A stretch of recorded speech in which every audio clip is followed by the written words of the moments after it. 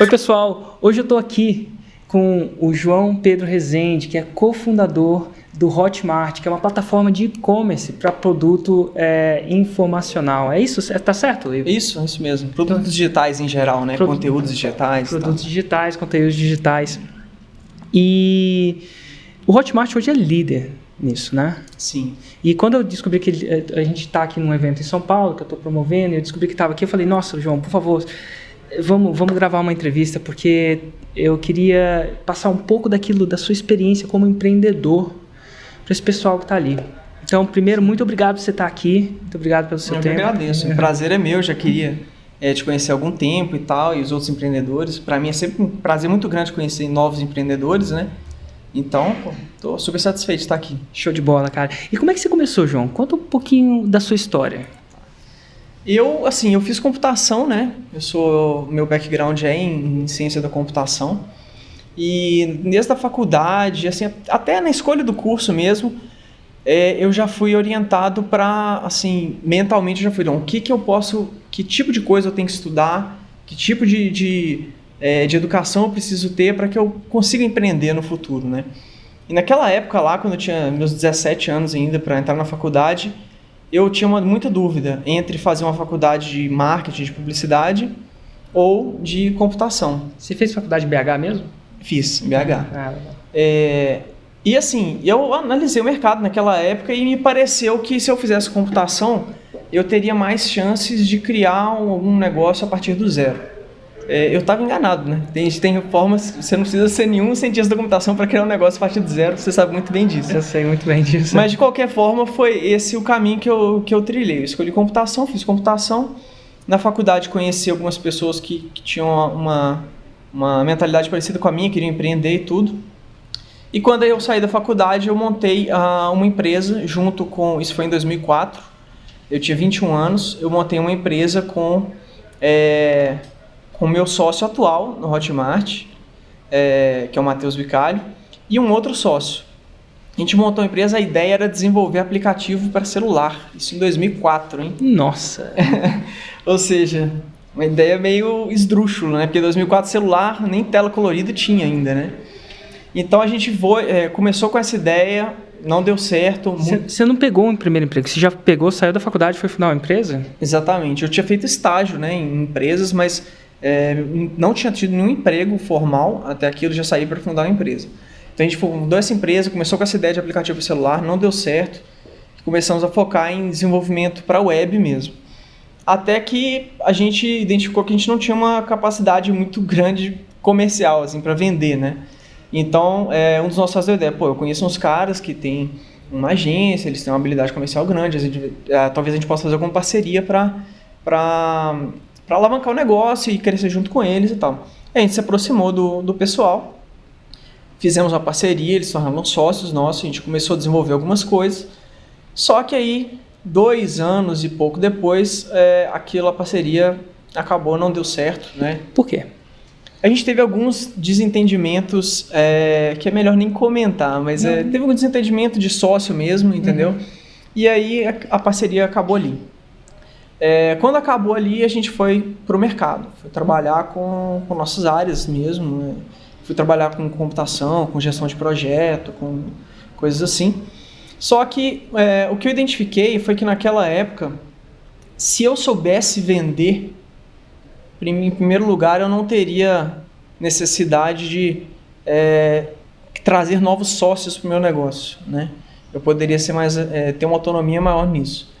E eu poderia fazer outras coisas mais interessantes também. Eu identifiquei que eu estava defasado nesse tipo de coisa. Eu comecei a correr atrás, comecei a estudar marketing, comecei a estudar muita coisa. E, em paralelo, fui fazendo minhas coisas. Em 2006, eu já tinha começado a testar algumas coisas na internet. Inclusive, nessa época eu vendia um e-book sobre tráfego. Como trazer visitantes. Exatamente. Eu comecei a vi que aquilo ali era interessante e nessa época eu identifiquei várias dificuldades que eu tinha assim, em termos de tecnologia, de infraestrutura, de uma série de coisas, até de encontrar parceiros para ajudar a divulgar o e-book, né? Foi aí quando surgiu pela primeira vez aí a ideia do que poderia no futuro se tornar o Hotmart, né? Eu falei assim, se eu tivesse sistema que conciliasse todas essas questões seria legal. Parceiro, sistema de pagamento, o que mais? Parceiro, sistema de pagamento, entrega do conteúdo. Entrega do conteúdo. Né? Tudo isso você tinha que programar na mão, Controle mesmo de log de acesso, se o comprador acessou, se não acessou. Uma série de situações que para mim era muito complicado naquela época. Até porque em 2006, vocês vão se recordar, o meio de pagamento que existia chamava BR Pay, que futuramente se tornou PagSeguro. E naquela época, assim, era muito limitado mesmo, entendeu o negócio? Então, até para receber pagamento era mais complicado. E aí, o projeto que eu queria desenvolver, assim, não tinha condição de fazer aquilo em 2006. Entendi. Encaixotei o projeto, continuei mexendo com as minhas coisas. Em 2010, assim, vendo todo esse advento de cloud computing, uma série de tecnologias novas surgindo, falei, agora acho que dá para fazer o que eu queria fazer lá atrás. Aí eu me aproximei do Matheus, que é meu sócio, falei, Matheus, e aí, vamos fazer? Ele era meu sócio na minha primeira empresa. E aí eu convidei ele de novo para ser sócio na Hotmart. Expliquei para ele qual que era a ideia, ele aceitou, isso foi no final de 2010. A gente começou a desenvolver o projeto e abril de 2011 a gente lançou o Hotmart. E aí você lançou e funcionou tudo da primeira vez, explodiu? Ou como é que foi a coisa assim? Você simplesmente botou lá, o pessoal começou a ir completamente? Não. Muita gente tem essa ideia, né? Que você vai ter uma ideia fantástica, inclusive o Hotmart é uma ideia fantástica, uma ideia vencedora, até lá fora também é uma ideia vencedora, e a gente sempre imagina que vai botar lá e bum, vai explodir, certo? E foi isso que aconteceu? Você deu essa sorte ou como é que foi? Não, assim... O que faz... Minha intenção, o que é a diferença entre o João e o Matheus que estavam lá e das outras pessoas? E o que fez a diferença para você, cara? Eu acho que foram 2 pontos, assim, cruciais, assim, na vida do Hotmart, no início, né, da vida do Hotmart. Primeiro, naquela época, coisa que eu não tinha na minha primeira empresa, eu já tinha uma consciência, uma educação de que eu precisava de alguns recursos especiais para lançar qualquer tipo de produto, por exemplo, uma lista de e-mail, né? Como assim uma lista de e-mail? Assim, eu gosto de falar porque eu acho que a lista de e-mail é a coisa mais fundamental, mas talvez mais poderosa que eu advoco no marketing digital. Muita gente não sabe, mas... Não, mas é a mais pura verdade. Inclusive, o Hotmart foi lançado com uma lista de e-mail, né? Sério, o Hotmart foi lançado com uma lista de e-mail? Uma lista de 2.000 pessoas. E como é que você construiu essa lista? Eu construí, assim, de uma forma tão simples que você vai ver, assim, chega até a ser banal. Criei uma landing page, toda branca, ela tinha 3 parágrafos, tá? Escrito, tinha o logo do Hotmart já, e tinha 3 parágrafos. Um parágrafo era destinado para produtores de conteúdo, um para afiliados, e o outro falava um pouco da tecnologia que a gente estava desenvolvendo. Só que, na verdade, a gente ainda não estava desenvolvendo. E embaixo tinha, se você tem interesse, coloque seu nome e seu e-mail aqui, que nós vamos entrar em contato e notificar e te mandar algumas coisas legais para você ver. Nossa. Isso a gente fez a lista inicialmente para validar a ideia, né? Então, assim, a gente não saiu desenvolvendo, vamos sair desenvolvendo que nem loucos aqui, etc. Então, a lista ela serve para várias coisas, né? Uma delas é para você validar uma ideia. Se eu conseguir gerar interesse suficiente, eu vou ter vários prospectos se cadastrando na minha lista. E a partir disso eu posso tomar a decisão de avançar com a ideia ou não. E futuros clientes, né? Exatamente. E foi o que a gente fez. A gente montou essa landing page e começamos a gerar tráfego. Eu já tinha, como eu te falei, eu tinha um conhecimento nisso já, porque eu tinha até escrito em 2006 um e-book sobre isso, né? Então, comecei a gerar tráfego, construí uma lista e a gente falou, putz, já tem muita gente que está realmente interessada nesse tipo de serviço aqui. Vamos construir. Tocamos e em paralelo ao que a gente desenvolvia, a lista estava sendo construída automaticamente, né? Quando a gente chegou num ponto onde a gente tinha uma versão mínima do Hotmart que já funcionava, a gente falou, agora vamos fazer um lançamento, vamos pegar a nossa lista e vamos fazer um disparo para essa lista de e-mail falando, olha, tá no ar, se você tem interesse, se cadastre aqui, vão ser só 100 pessoas que vão ter acesso por enquanto, então se cadastre rápido e tudo.